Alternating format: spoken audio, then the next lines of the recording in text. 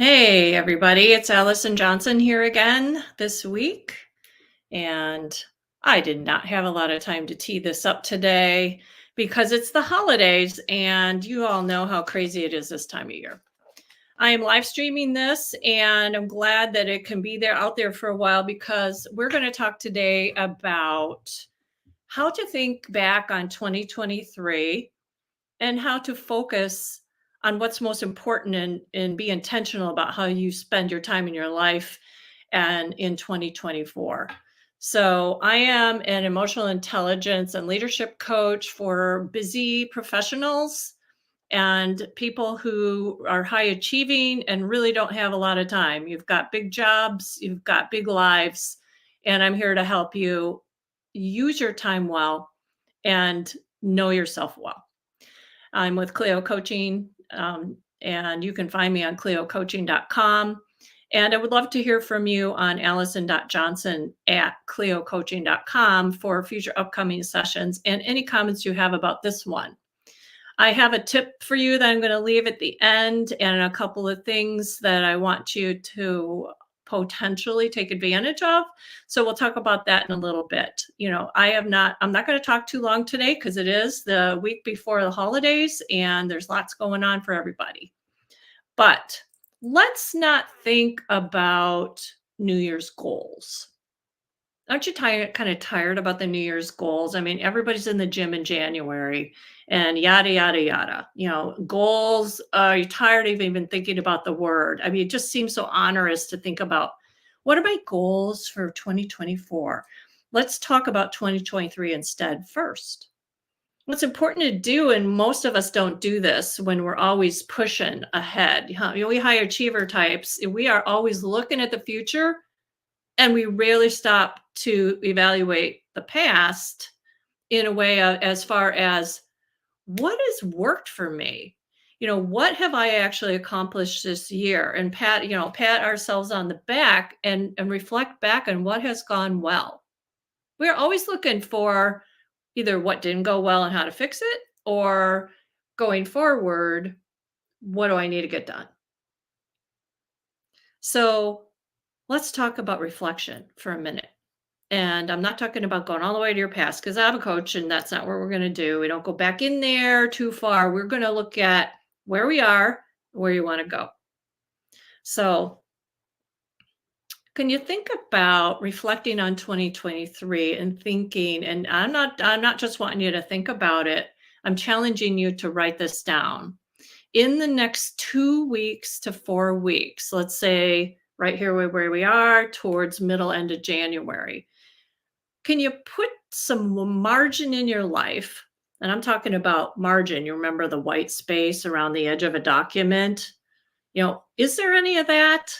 Can you put some in your schedule where you're going to sit and reflect on what did I want to do in 23 and did I? And if you didn't, do you want to put that out there on 2024? And I'm not, I'm talking about your career, yes. I'm talking about your professional development and your personal development. Hopefully, professional and personal development go hand in glove for you. What about your relationships? Do they need, how did you manage your relationships in the past year? So we're talking career, relationships, time, that goes with all that. Maybe we're talking about health as well, because you need health foundationally to manage all the rest. And then what about purpose and meaning in life? We rarely take time to think about that. And the word happiness, can we replace that with contentment? Because happiness is fleeting and we have it at times and when we don't. Like if you accomplish something really big, you feel really happy and joyful about it, and it lasts for what? A day, a week. And then really contentment is where we roll. That's fun, what we want to be there for most of our life. If you feel content with moments of joy and happiness, you are doing so well.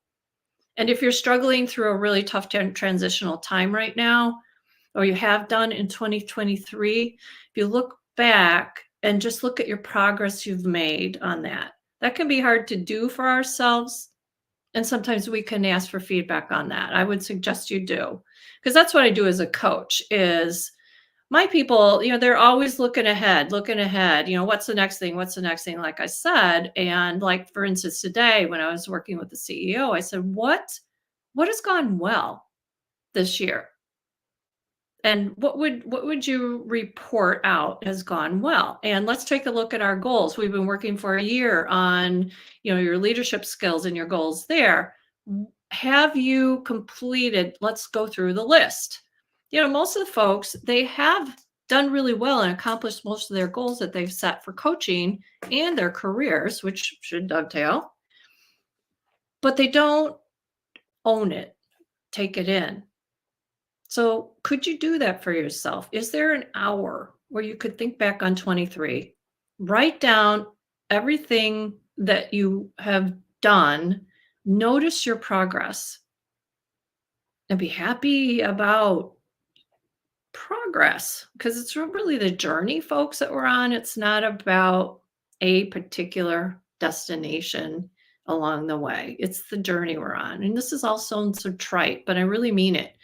So, for me, my transition this year was moving from corporate to really focusing on what was a side gig, and that's my coaching. I've been doing that for 10 years, but it was a side gig. And I was laid off in August from a job that basically it was okay with me to get laid off. I'd learned everything I need to learn. I'm at an age now where that didn't dent my financials too much. I'm really lucky, but it's not luck. I have created this over the course of many, many years, and I've arrived at that destination. So for me, I transitioned to being only a business owner since August. And honestly, it's not that long, but all I can look at is what's ahead of me. What do I still have to do rather than looking at what I've already done? I have accomplished something that's been a 20-year plan. And I have to sit with that for a while. And some other people had to say to me, Allison, just stop, just enjoy it. Take the rest of August, September, and October and just go plan a trip, do something fun. You have arrived at a destination you have wanted to for so long. But me, the high achiever, I'm looking ahead at, oh my gosh, I have to learn how to market. I have to learn how to do these lives. I hired a coach to help me do that. Hopefully I'm getting better every time. You could tell me. And how to do social media, all of that stuff. I know the coaching world in and out. I'm great. I have to say, my clients do well when I work with them. But my big learning curve is, how do I be a business owner? How do I attract more clients? And that's huge, guys. I mean, there's a lot of coaches out there. So my reflection, as kind of an example for you all, I've done well. I've done fine. I am content. I am content. But for 2024, what am I looking at focusing on? And that is tough because you have very limited time and you have a lot in front of you. So it really does help to take a piece of paper, and I hope you will do that as you listen to me. And we're going to just go through some questions to ask yourself. And then I would be glad to send the questions I'm using to you if you want to go ahead and contact me. And it's allison.johnson@cliocoaching.com. So what I'm going to be going through with you is not my own creation, but something I really resonate with, but somebody else already did the work. So I'm going to tell you right now, I've been following Dorie Clark, Dorie Clark, I saw her at an International Coaching Federation conference speak one time, and ever since then, I've been following her because Dorie Clark focuses on strategies for entrepreneurs, strategies for people who have a big passion for something and want to really, gain social credibility about it. So she has several books, and her latest one is called The Long Game. And I love it because she speaks, and I highly recommend her book to you. It takes a long time to get to a new place. So I don't like hearing that it's going to take me 2 to 5 years to really be where I want to be in my own small business because I'm 64. I want the shortcut. So unfortunately, there isn't really a shortcut. I'm taking steps, and hiring my own people to help me find as short a path as possible. But there's not a shortcut. So I love how she helps people think about it. What we do is we always are thinking short term. What's the next fire that we need to put out? What's the next problem that needs to be solved? Who's the next person that I need to hire? Instead of where do I want to be in 1 to 3 to 5 years? So what do I need to do to get there? And how do I plan in my schedule the time it takes to execute on the longer term goals? So let's just use 1 year, 1 year. And then you break it down. In January, in the first quarter, given what you want to accomplish in 24, whatever that is, for me, it's learn how to market on social media. Also, get my schedule so that I'm not working on this business 24/7, 365 because I want it to be part-time and I'm old enough, done my due diligence and have that ability in my life right now. So I'm working on that. What are you working on? What is it that you want to accomplish that you need to put in your schedule? All right, here's some questions from Dory Clark. And no, Dory's not paying me. She doesn't even know I'm doing this, but I hope she's appreciative because I appreciate her a lot. So the creating margin part, that just means you need to set time in your schedule. Just if you can bite size it, doing strategy is kind of hard to bite size. Maybe, you could put an hour Monday, Wednesday, Friday. Maybe for you, it's Sunday nights where you think of your week ahead. Maybe it's every quarter, you spend a few hours thinking, where am I? What do I still need to do that I haven't been executing on that'll get me where I want to go? And how's it been going so far? So look back at your calendar and see where you can put some time in. And you have to make it in there. You have to schedule it out. Just like I talked to you about other things, scheduling your health care, your health and your exercise routines. All right. So what do you notice about how you're spending your time? Do you need to cut some things out? Do you need to delegate some things to other people because you know what, you're so good at it, you just do it yourself? Maybe you need to delegate some, get rid of some stuff. Maybe you need to say no to some people so you can make this time for yourself. Okay, so write down your observations and insights about where you can find a few hours here and there. All right, so I'm going to talk about overstuffed schedules for a sec. You overschedule. Why? Because when somebody comes to you as a responsible person, somebody you can do anything you set your mind to, I'll betcha. And so they say, nobody can do it as well as you can. I need you to do this. And you say, I really should say yes. But if you use the word should, that means you really don't want to. So unless it's a directive from your boss or your biggest client that, should you say yes? Not if you take a look at what your goals are for your own self. Does it fit your strategy? Does it fit with what you want to focus on this year? If it doesn't, or if maybe it's really something you really want to do. But then again, the question again should be, do I have time for that? Do I have time for that now? Or can I do it later? Really just evaluate it for yourself before you say yes. When I titled this, I said focus, not goals. Because you set your goals and then you focus on them. The focus is the hard part. Because you're a curious person, you're inquisitive, you're intelligent, you just love to explore. At least that's who I am. And I think a lot of us are like that. And so something interesting takes us off on a rabbit trail this way, or something else takes us on a rabbit trail this way, or our dang phones take us on all kinds of rabbit trails and suck us into, time not well spent. So what really counts? I mean, if you've decided that for 23 you did really well in career and for 24 you need to get back to balancing out time you're spending with your family or your relationships, maybe it's your client relationships or your customer relationships. If you've been doing a lot of essential foundational building or scaling, maybe it's time to get back to, client development. Whatever it is for you, how are you going to stick to that? How are you going to make sure you're using that strategy and executing on that? If you are looking at what you intend to be your focal points, your most important intentional things you want to do, take a look back at those and say, okay, does this new thing, I need to stop doing that right now and schedule that into a later time period. So it is, intentional.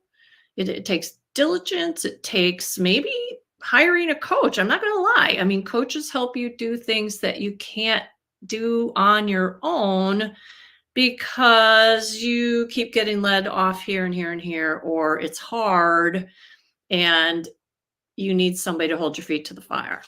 So, hey, I'm here for you if you need that. Okay, so next.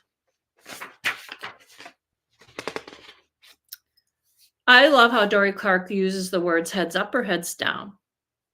A lot of times we are in a heads down position. We're in the weeds, we're executing on something, we're in the day to day. We've got people coming in our office all the time. We're fighting fires and we don't put our head up and look around at the big picture.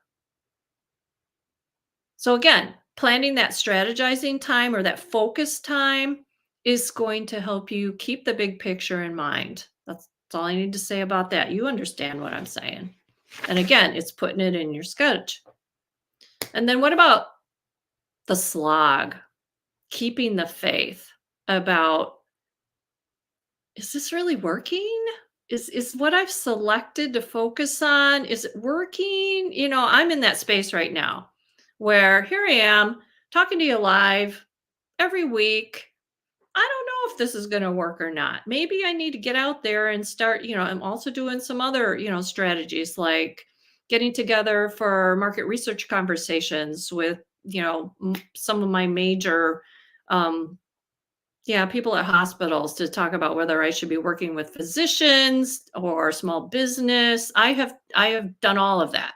So as a single entrepreneur, solopreneur, I need to kind of focus on where I put my efforts. I can help everybody. It's true. But where am I going to focus on that? Because you cannot spread yourself too thinly, whether you're a solopreneur or whether you're in a corporate role. You really want to get a few heavy duty things lifted and done. So how do you keep it going when it's hard? Who do you have to encourage you, to remind you of the progress you've made? How do you keep yourself going? Do you listen to a great podcast that keeps you enlivened? Do you need to get out there and, and do a walk and let your mind wander? And so you generate some new ideas and get creative about some other ways you can attack the problem you're working on. What is it for you? How do you keep yourself going in what Dorie calls the long game? Because we're so easily led into the short term, problem solving mode. What can you do for that? And I don't want this to take 2 to 5 years, but it might. And along the way, am I having a good time? Am I learning? I don't know about you guys, but I'm a lifelong learner. I love it. I love to explore new things. So what if you're not getting the financial results you're hoping for, or the raise that you wanted, or the new position? Are you engaged in what you're doing? Are you learning? Are you interested? Those are more of the personal fulfillment. It could also be career fulfillment. It could be your sense of purpose that's getting activated. by that. Those are all good things. So when you do get discouraged, or if you feel like it's just taking too long to get where you want to go to the top of that hill that you can see in front of you, just turn around and look back at how far you've climbed to get a better perspective when you start to feel like it's taking forever. I'm never going to make this. So look back at how far you've come. So that's it for today. 20 minutes is long enough for you to listen to me. And if you have so far this long, I hope you've gained some things about it. But my main point is when you're looking at 2024, have some long-term perspective. Put your head up once in a while. Make sure you're looking at, am I still on point on the thing that I said I wanted to focus on? Maybe it's your health. Maybe it's your relationships. Whatever it is, when you did that end of 23 evaluation, what's your focus for 24? Stick with it. And we'll be talking some more about that in other lives. And I intend to hopefully change this into a podcast. That's one of my goals for 24. So let me know if you think it'd be worthwhile and what topics you'd like to hear. Allison.johnson@cleocoaching.com. You can also find me on LinkedIn, Cleo Coaching and Consulting. Thank you, and have a wonderful set of holidays, and I'll see you in 2024.